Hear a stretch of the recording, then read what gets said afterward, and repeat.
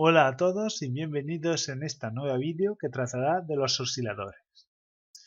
En la primera parte hablaremos de la utilización de un oscilador. ¿Cuáles son los principios de un oscilador borneado y el comportamiento del oscilador? En la segunda parte hablaremos de los diferentes indicadores, como el estocástico, el RSI o el Commodity Channel Index, que es el CCI. Miraremos también maneras de usarlos, cómo entrar, cómo se calculan y cómo poder sacar ventaja de ellos. Vamos a por la primera parte, la utilización de un indicador.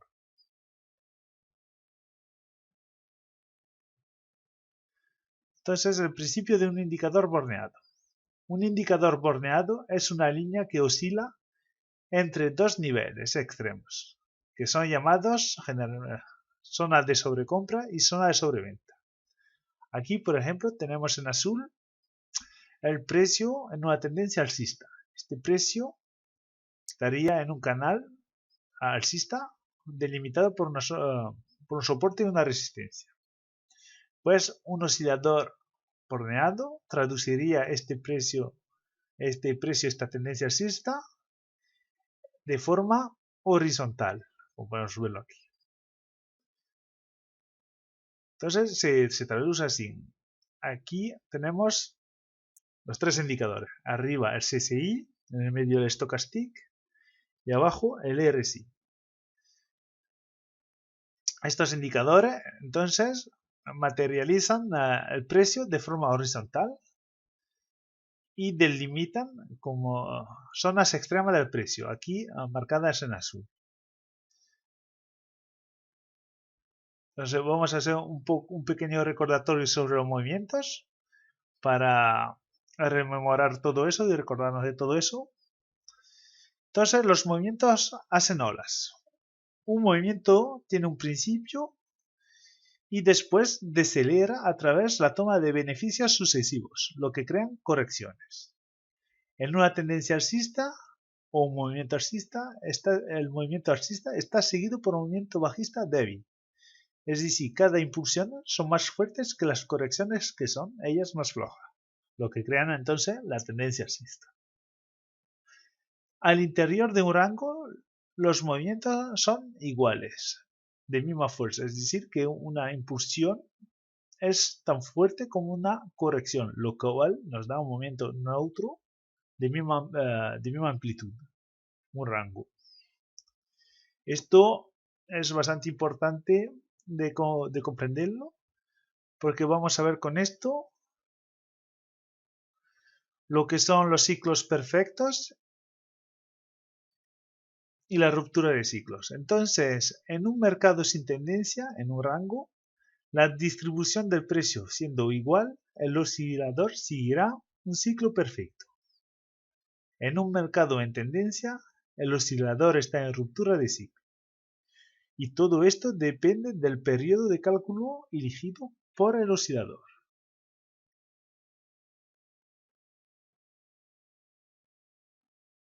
Entonces vamos a ver aquí un ciclo perfecto. Un ciclo perfecto está hecho en un mercado en rango, lo que nos da una buena sinusoidal, una curva sinusoidal perfecta. En un mercado en tendencia, el indicador no hará rupturas de ciclo. Aquí, por ejemplo, en una tendencia alcista, pues el precio, por lo menos el indicador, estaría bloqueado en su zona de sobrecompra. Vamos a verlo más en detalle ahora.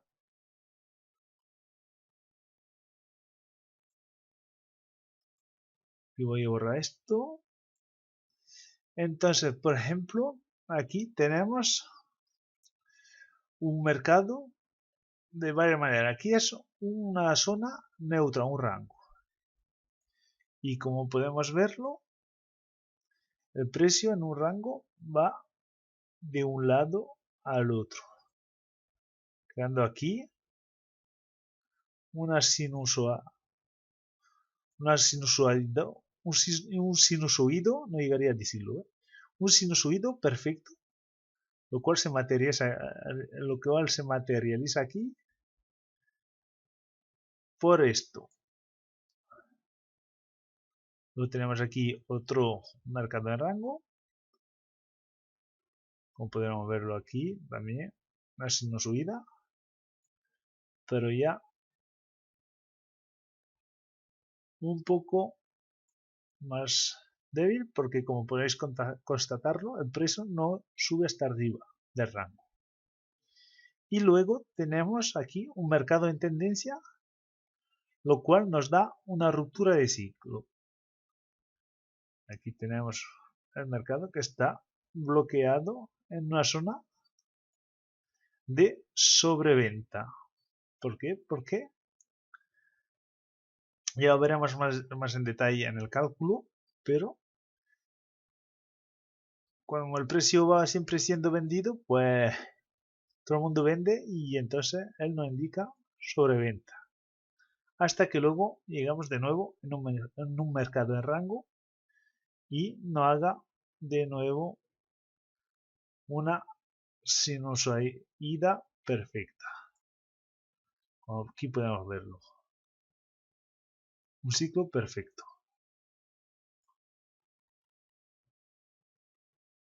Entonces, ya veis la diferencia entre un ciclo perfecto de un mercado en rango y una ruptura de ciclo de un mercado en tendencia. Entonces, del periodo de cálculo de un oscilador dependerá su comportamiento.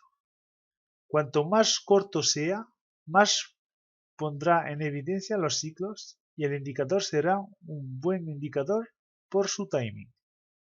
Cuanto más largo sea, más pondrá en evidencia los movimientos de fondo y el indicador será perfecto para las detecciones de tendencia. Ahora vamos a ver los diferentes indicadores y empezaremos por el estocástico. El indicador estocástico representa la posición del precio en comparación con sus últimos puntos más altos y más bajos. Aquí, por ejemplo, sobre un mercado, ponemos diferentes periodos y supongamos aquí, en este nivel, aquí en azul, quisiéramos calcular el estocástico. Entonces, el estocástico dice que calcula los puntos, la diferencia entre los puntos más altos y más bajos, que serían aquí estos dos, el más bajo y el más alto, lo que correspondería a la línea 0% y 100%. De aquí se calculará el 80% y el 20%. Y aquí, por ejemplo, este punto estaría en el 80%. Si ahora vamos a ver el punto siguiente, pues se mueve el precio y vemos siempre que el punto más bajo es este y el punto más alto es este. Entonces aquí no pasa nada por allá. Él se encontraría más o menos entonces ahora al 50%, un 55%. Ahora seguimos yendo para adelante con el tiempo y ahora vemos que el punto más bajo es este y el punto más alto sigue siendo este o este, que son los mismos. Entonces aquí nos encontraríamos en un nivel del 100%. Si ahora seguimos para adelante, el punto más bajo ahora no sería este, sino sería este en el periodo de 14. Y ahora este punto se encontraría por debajo del 80%, lo cual aquí sería un 70 más o menos. Espero que habéis comprendido cómo se mueve el estocástico y su modo de cálculo. Ahora vamos a ver su fórmula matemática. Voy a borrar todo esto. Entonces supongamos que quisiéramos calcular el precio de cierre de este punto. Entonces cogemos el nivel más alto, que es este en azul. El punto más bajo, que es este aquí. Lo cual correspondería aquí el punto alto a un high y el punto bajo a un low. Y el precio de cierre sería este, de la vela. Entonces la fórmula matemática sería el precio de cierre menos el precio del más bajo, dividido por el precio más alto menos el precio de cierre, lo cual nos daría un 45%, 45.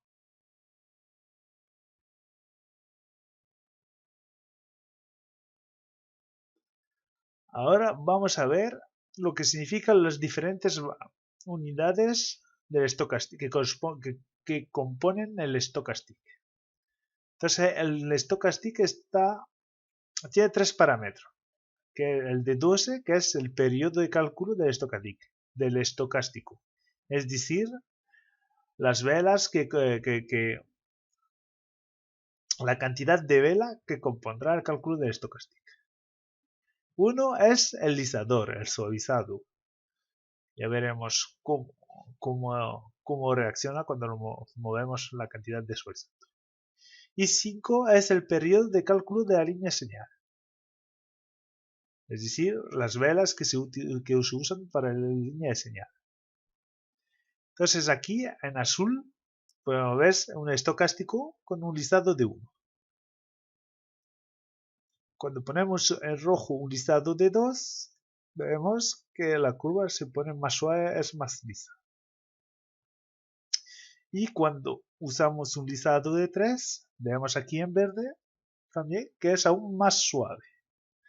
Como podemos ver aquí, cuanto más usamos un listado, pues más tarde cruza el estocástico su línea de sobrecompra. Como podemos ver aquí en azul cruza antes, igualmente. Como más filtramos un señal, pues más tarde entramos. Entonces, el estocástico puede ser utilizado de diferentes maneras. La más común es el cruce de su línea de señal en la zona de sobrecompra y sobreventa. La entrada en una zona de sobrecompra y sobreventa es una situación extrema del precio, de ahí la idea de tomar señales en estas zonas. Entonces vamos a ver en este gráfico, que es un gráfico de rango. Pues vemos aquí ya esta señal que nos da el estocástico, aquí, todos estos.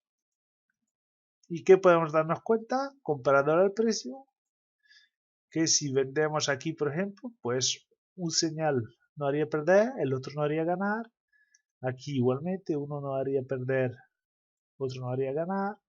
En en un señal de sobreventa, lo cual no haría entrar a compra, pues también nos daría aquí un señal sí y otro no como eficaz.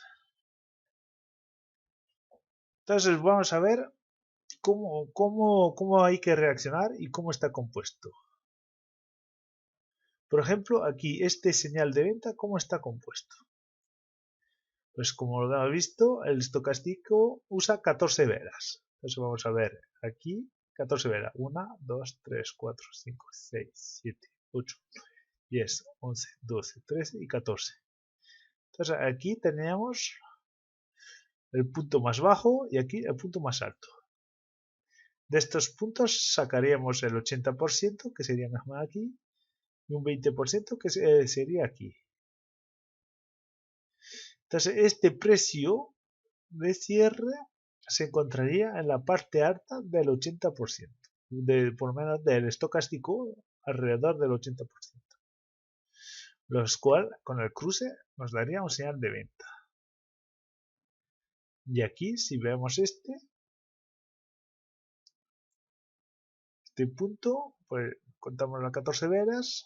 1, 2, 3, 4, 5, 6, 7, 8, 9, 10, 13 y 14. Pues tendríamos aquí el punto más bajo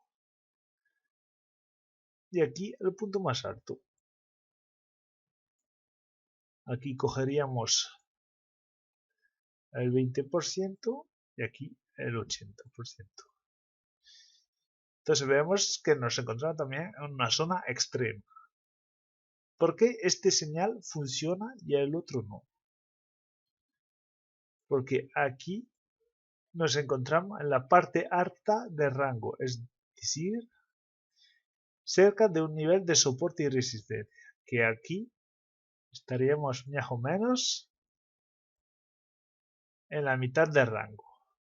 Entonces, como sabéis, en la mitad del rango, en el medio del rango, pues los señales son menos eficaces que cuando estamos en zonas extremas de rango. Y aquí, por ejemplo, si adaptáramos nuestro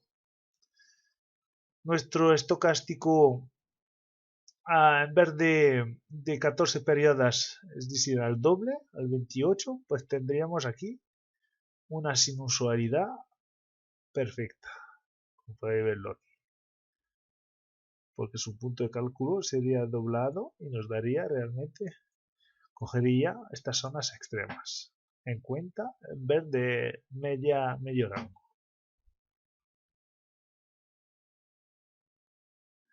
Ahora vamos a ver la utilización del estocástico sobre zonas extremas, sobre un mercado en tendencia. Entonces aquí tenemos una tendencia bajista y esta tendencia bajista está declarada más o menos a partir de aquí. Todo esto se podría considerar como rango. Entonces aquí arriba en el rango los señales irían bien y tendrían bien todavía esta sinusoidalidad en el rango, pero luego llegamos a la tendencia bajista. Y aquí que nos damos cuenta que los precios siempre están de más bajos y los puntos de entrada pues están siempre en sobreventa. Y cuando salimos de la sobreventa, pues estos señales de cruce de la línea, estas indicaciones para comprar al cruce de la línea señal no son eficaces porque el movimiento sigue bajando. Entonces, ¿qué habría que hacer? Es cuando salimos del nivel de sobreventa. Es decir, por ejemplo, aquí, que sería este punto para este. Aquí sería este. Aquí este.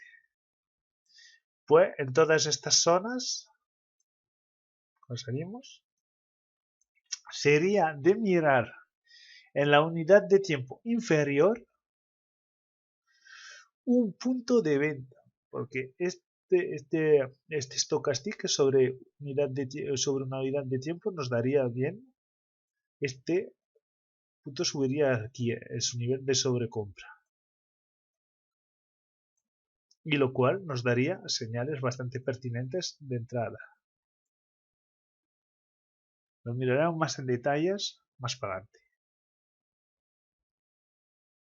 Entonces aquí, para que comprendáis bien, en tendencia estamos realmente en una ruptura de ciclo y su cruce con la línea señal no es una indicación pertinente.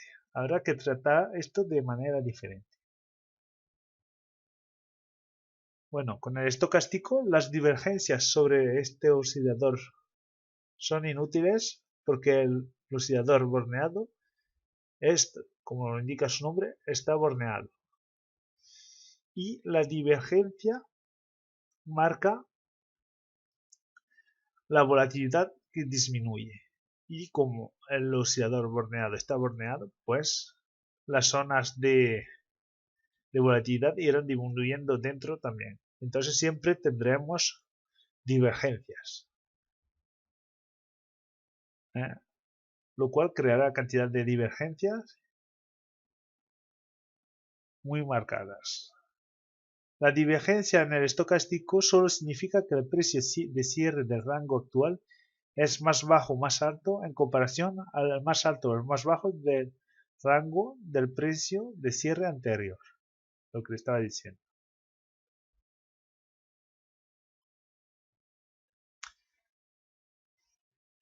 Ahora vamos a ver unas buenas indicaciones dadas por un enfoque sobre varias unidades de tiempo. Entonces aquí tenemos un gráfico semanal. Y como vemos, el Stochastic cuando cruza aquí su línea de señal, es decir, aquí, pues esto nos da como una indicación que el precio está subiendo, como podemos ver aquí. Y cuando el estocástico cruza su línea de señal a la baja, pues como podemos comprobarlo aquí, el precio va bajando. Por lo menos el precio nos indica una bajada. Y aquí igualmente, cuando cruza su línea de señal a la alza, nos da esto un impulso alcista.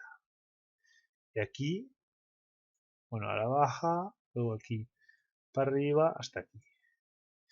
Entonces, ¿cómo podríamos usar esto de manera inteligente?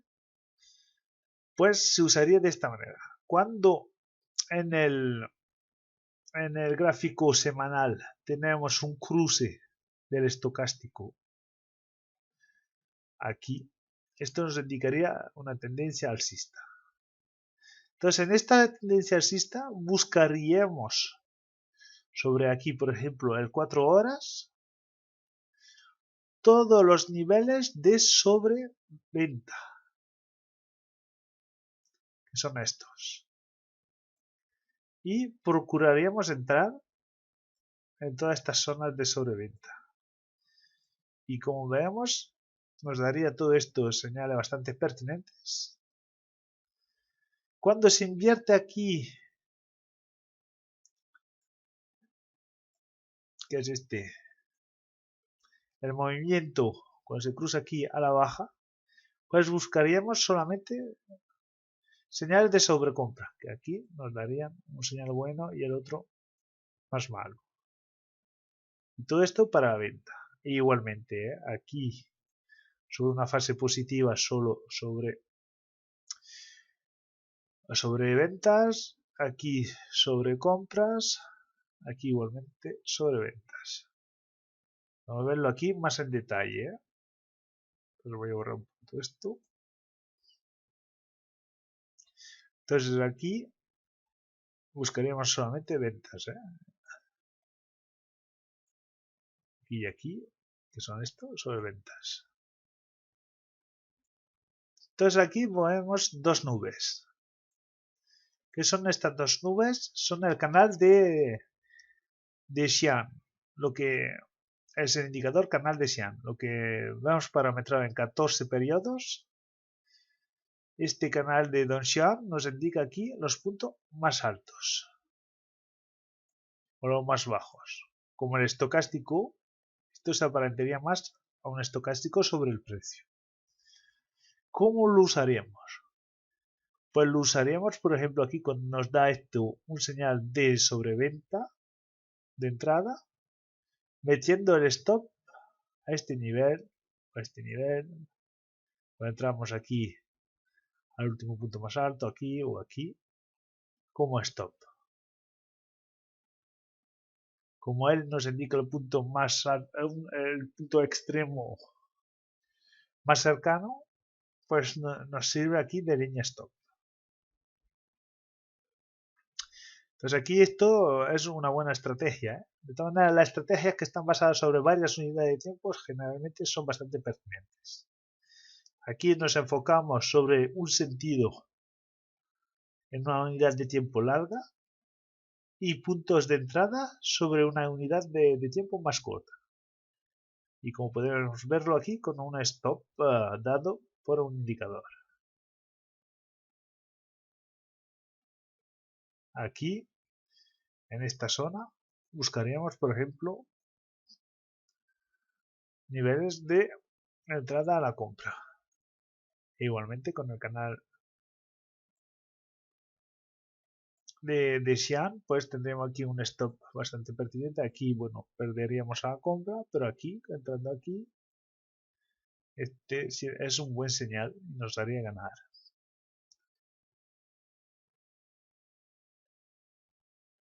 Aquí otro a la venta esta vez, sobre esta vela, con un stop aquí, al cruce de la línea señal. Bueno, vamos a pasar ahora al RSI. El indicador RSI representa la relación entre el promedio de las alzas y el promedio de las bajas. Por ejemplo, aquí en una tendencia tenemos varios periodos y calcularíamos sobre esta tendencia de tiempo el promedio de las alzas, que aquí tendremos del punto más bajo al más alto, más 4,6, más 5, más 1,27, lo que nos daría un promedio de 0,78 por alza. Y ahora igualmente haríamos la misma cosa para las bajas. Aquí menos 2,44, menos 3,37, menos 2,69 nos daría un promedio de menos 0,68, lo cual significaría que a cada vez que el movimiento sube, sube de más 0,78 y cuando baja, baja de menos 0,68.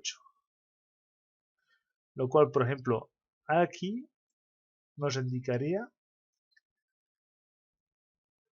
que el precio estaría al 56,52. Entonces, las principales indicaciones dadas por el RSI están dadas por la zona de sobrecompra y sobreventa.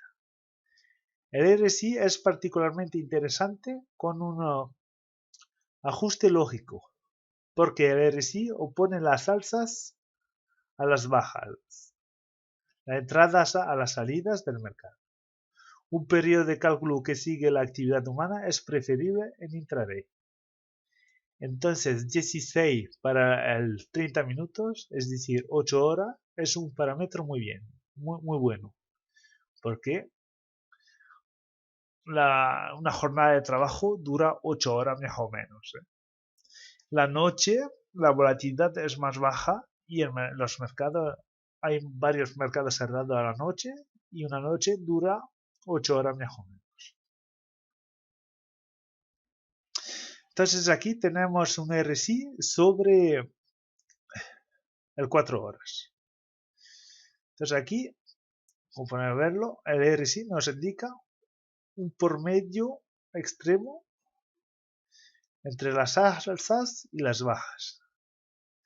Entonces, como hay una disminución de volatilidad, nos indica aquí a cada punto extremo una posibilidad que el mercado se invierta. Vamos a verlo más en detalle luego aquí. Aquí es igualmente. Entonces, lo que sería interesante es de buscar en el 4 horas una zona extrema y entrar luego en 30 minutos. Confirmarlo aquí en niveles de 30 minutos. Los puntos de short aquí. Porque la volatilidad, las alzas van disminuyendo. No sé si entienden bien el RSI y cómo intento de explicarlo. Entonces, las divergencias pueden ser estudiadas con este mismo problema que el estocástico. Como es un indicador borneado, ahora siempre estas divergencias que aparecen. Sin embargo, es más lógico y más pertinente que mirarlas sobre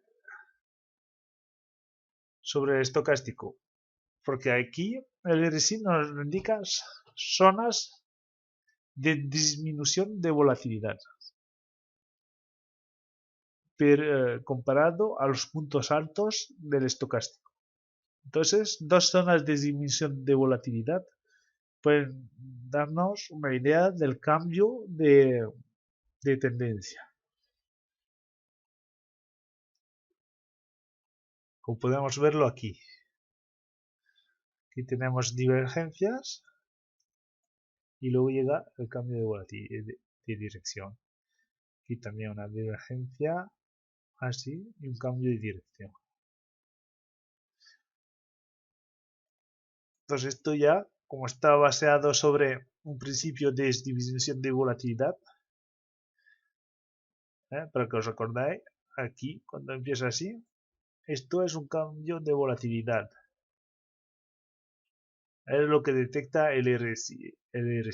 Y cuando hay un cambio de volatilidad, una bajada de volatilidad, es posible que el precio haga movimientos así, más bajos, hasta que luego se vuelva a acumular para luego pasar en una zona alcista. Y el RSI nos pone en evidencias estas zonas de bajada de volatilidad.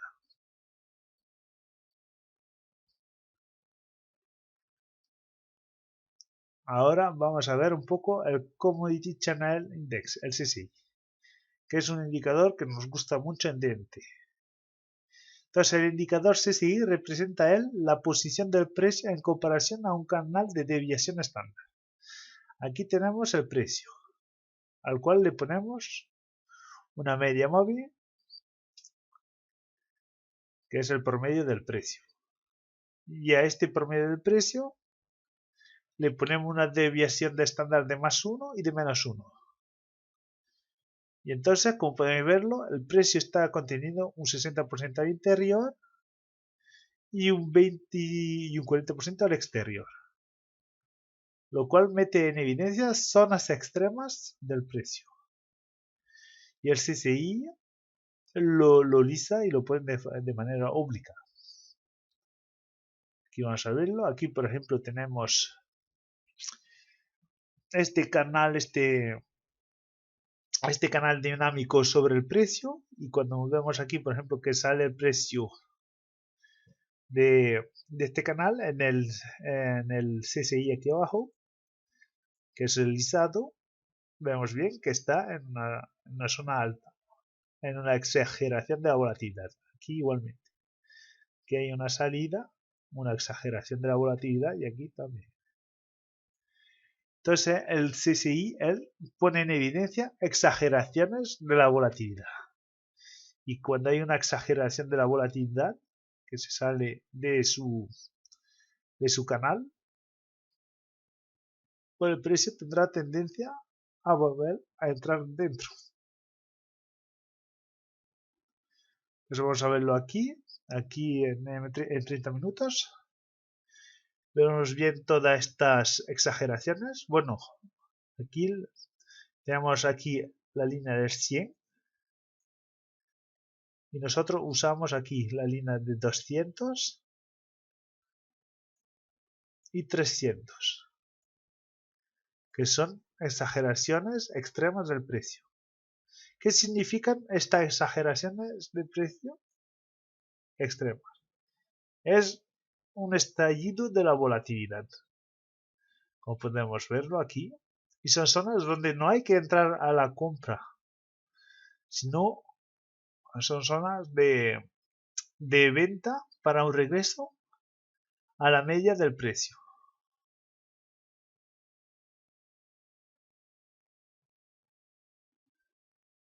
Entonces espero que les haya gustado mucho este vídeo sobre los indicadores y que habéis aprendido un par de trucos.